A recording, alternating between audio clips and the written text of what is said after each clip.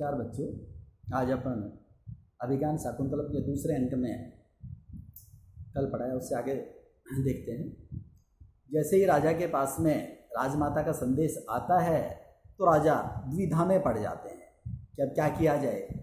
एक ही समय में अलग अलग स्थानों पर दो कार्यों के होने से राजा थोड़े चिंतित हो जाते हैं। तो राजा ने जैसे ही राजा के मन में इस प्रकार एकदम अचानक विचार आता है कि अरे तुम मित्र मेरे सामने हो तो निश्चित रूप से तुम्हें भी माँ ने पुत्र रूप में स्वीकार कर रखा है और पुत्र रूप से संबोधित करती है, तो मेरे द्वारा जो करणीय कार्य हैं वो वहां जाके नगर जाके तुम करो। इस तरह से राजा अपने मित्र को तैयार करते हैं। राजा अपने मित्र को जैसे ही तैयार करते हैं फिर मन में सोचते हैं कि अरे ये बड़ा चंचल है, जो मित्र है ये बहुत चंचल है, कहीं ऐसा नहीं है कि यहाँ जो तपोवन में रहने जो हमारी बातें हैं ये वहां जाके कुछ बोल दे।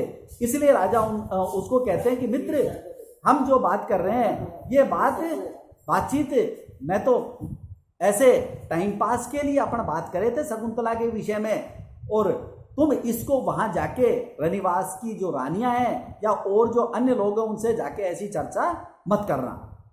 जैसे कि क्व वयम क्व परोक्ष मनमथ मृग सावे समेदितो जने हैं परिहास विजल्पितम सखे परमार्थे ने ग्राह्यताम मुझे। कह रहे मित्र मैंने तो ये जो बात कही थी ना ये मजाक में कह दी थी कि क्व वयम, अरे कहा तो हम लोग, कहा हम राजा लोग, और क्व परोक्ष मनमथ, और कहा काम भाव से अनभिज्ञ, वो जानने जो काम भाव के बारे में जानती नहीं है, कहा वो, और वो भी कैसी मृग सावी समेधित जने कि हरिणों के बच्चों के साथ में पलकर बड़ी हुई, कहा वो लड़की, कहा हम राजा लोग, इस प्रकार से हम आपस में उनका और अपना कहा मुकाबला। परिहास भी जल्पितम कि हंसी में कही गई बात को यार मैं तो ऐसे ही जैसे टाइम पास के लिए मजाक करते हैं तो मैंने तो मजाक में तुमसे उसके बारे में कह दिया कि अरे शकुंतला ऐसी है, इतनी सुंदर है, इस प्रकार की है। हंसी में कही गई बात को मित्र परमार्थे ने ग्राह्यता, उसको सच मत मान लेना। मैंने जो बात कही है वो सिर्फ मजाक थी, उसको सच मत मान लेना, और सच मान के तुम वहां जाके किसी से मत कह देना। इस तरह से राजा अपने मित्र को तैयार करते हैं कि कहीं ये वहां जाके रानियों से नहीं कह दे और बिना मतलब में अन्य दूसरी तरह के इस प्रकार से कोई नई विपत्ति इस प्रकार से खड़ी हो, और ऐसा कह के वहां से अपने मित्र को भेज देते हैं और दूसरा अंक यहाँ समाप्त हो जाता है। तीसरे अंक में जैसे ही ब्रह्मचारी कुशों को लेने के लिए ब्रह्मचारी जा रहे हैं और वो आपस में बात कर रहे हैं। जो ब्रह्मचारी है गुरुजन उनके आ चुके, गुरुजनों के आने के पश्चात गुरु ने कहा कि भाई आप जाके और जो अनुष्ठान करते हैं उसके लिए यज्ञ की लकड़ियां ले आओ। तो आपस में बात करते हुए जा रहे हैं। वो कहे का कथा बाण संधाने या शब्देन एव दूरतः हुक्कारेण एव धनुषे सही विज्ञान अपोहति।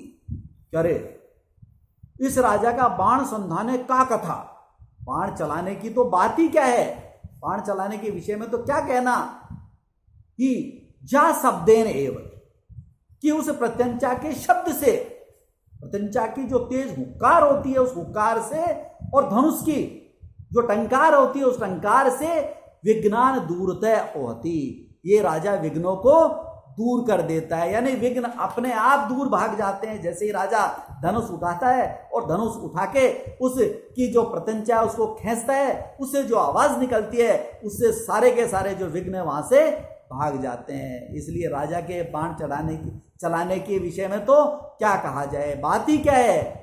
राजा का वहां आगमन ही इतना प्रभावशाली दिखाया है कि राजा के आगमन से जैसे ही राजा हाथ में धनुष उठाता है और हाथ में धनुष उठाते ही उस धनुष की प्रत्यंचा को खींचता है, और जो तेज हुक्कार होती है उस तेज हुक्कार से सारे के सारे जो विघ्न हैं अपने आप वहां से भाग जाते हैं, दूर हो जाते हैं। जो राक्षस आदि प्रजाति के लोग हैं वो वहां से पलायन कर जाते हैं। इस तरह से राजा, इस प्रकार से राजा का प्रभाव बता रहे हैं कि वास्तव में राजा कितना प्रभावशाली है, उसका जो प्रताप है वो कितना प्रभावशाली है, ये इस तरह से तैयार करता है। जैसे फिर आगे बात करते कि राजा को फिर बताया है कि राजा भी थोड़ा सा कामियों जैसी अवस्था में, तथा प्रविशति काम्य मानो अवस्था राजा जैसे ही वहां से माता जी के वहां संदेश आया, मित्र को वहां भेज दिया और राजा थोड़ा उदास हो जाता है। काम्य मान कहते कामियों जैसी अवस्था।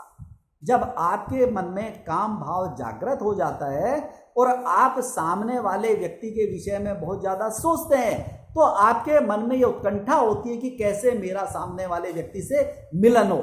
आपस का जो मिलन है उससे व्यथित रहता है व्यक्ति जब तक मिलन नहीं होता, और उस व्यथा में इस प्रकार से राजा निश्वास से लंबी श्वास लेता है।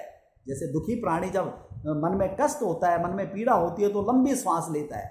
वो कहता है जाने तपसो वीर्यम सा बाला पर्वतीति में विदितम अलम अस्मि ततो हृदयम तथापि न इदम निवर्तितुम। राजा कहता है कि भाई मैं ये भली प्रकार से जानता हूं, क्या तपसो वीर्य, तपस्या की शक्ति को जानता हूं कि ये जो ब्रह्मचारी लोग हैं, जो ऋषि लोग हैं, कितने तपस्वी हैं और तपस्वियों के पास में कितनी ताकत होती है, इसको मैं भली प्रकार से जानता हूं। सा बाला पर्वती थी, और वो बाला जो वो लड़की है, वो कन्या है, वो भी पराधीन है। ये भी मुझे भली प्रकार से पता है कि मैं अपनी मर्जी कुछ नहीं कर सकता। वो कन्या पराधीन है और उसके जो माता पिता, उसके जो ऋषि मुनि, जो उसके भाई बंधु हैं, वो बहुत शक्तिशाली है, बहुत ताकत होती है इसमें।